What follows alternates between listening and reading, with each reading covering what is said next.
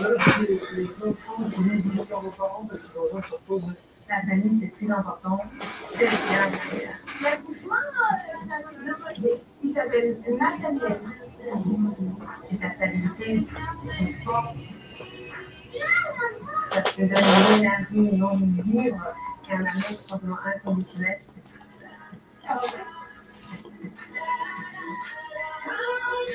Donc, le rôle de ma vie, c'est le rôle de ma mère. C'est ma victoire.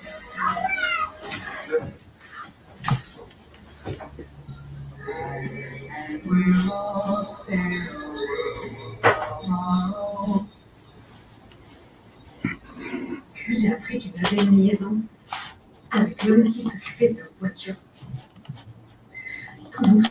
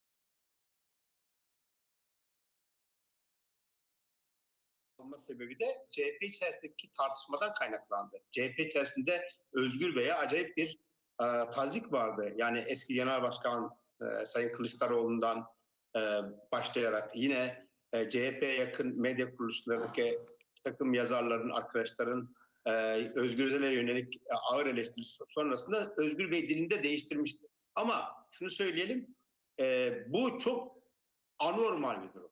Yani normalleşme dediğimiz şeyden maksat benim anladığım şudur.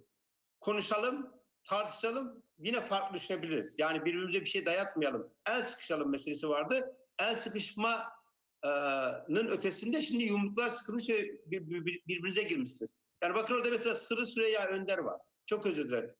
Sırrı Sakık var. Sırrı Sakık.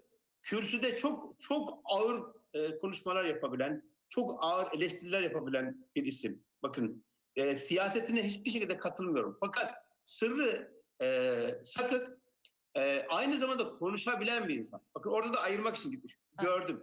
Mehmet Emin Ekmen orada görüyorum. Mehmet Emin Bey çok böyle yumuşak kuyulu gören ama çok ağır eleştiriler sunan bir siyasetçi. Çok ağır eleştiriler. Bana da yani karşılık biz tartıştığımız yayınlarda çok ağır şeyler yani ama üslubunca.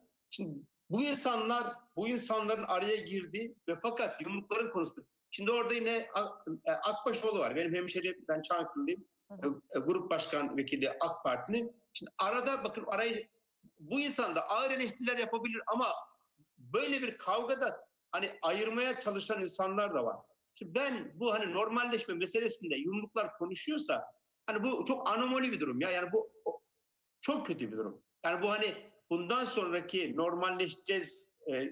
normalleşmeye ne getirir sorusundan daha başka bir anlam ifade ediyor. Bu herhalde meclisin tüm partilerin yani buna AK Parti ve CHP'nin biraz daha özen göstermesi gerekiyor. Çünkü hem grupları kalabalık sayıca hem de ana taşıyıcı partiler. Birisi hükümet ediyor, diğeri de ana muhalefet partisi olarak. İkisinin kafa kafaya verip bu meseleye neden olacak olan meseleleri biraz daha çalışması gerektiğini düşünüyorum açıkçası. Evet. Umut Bey. Yani Özgür Bey'in çok özür dilerim. Özgür Bey'in 2 açıklaması var bu meseleden sonra. İlk açıklamasını da dinledim. İkincisini de siz okumuştunuz. Bir önceki yayını, o yayını takip ederek gördüm. Şimdi mesela orada neden sadece muhalefeti kollayan bir dil seçtiği konusunda da bir eleştirim olsun? Yani şayet biraz daha makul kalsaydı bence o zaman Ahmet İşit kendince bir soru işareti koyar mıydık? Ya ben kürsüye çıktım, acaba hata etmiş olabilir miyim? Ya da çok mu ileri gittim demiş olmaz mıydı de bir soru bırakayım yani. Evet, eleştirsin diyelim ama. Umut Bey, sürem çok az kaldı ama sizin söz hakkınız var elbette. Hasan Bey ifade etti. Ben bir de normalleşme sürecini sorduktan sonra aynı soruyu şunu da size sormak istiyorum.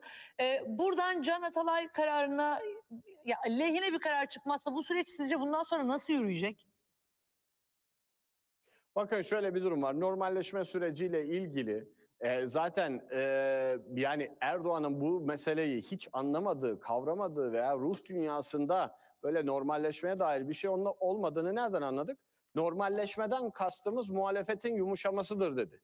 Yalnız biz o süreci yürütürken aynı zamanda Türkiye'nin dört bir yanında mitingler yapıp partimize hiçbir zaman oy vermemiş kitleleri meydanlarda bir araya getirmiştik. Dolayısıyla normalleşme süreci bu değildir. Ancak normalleşme sürecinin içine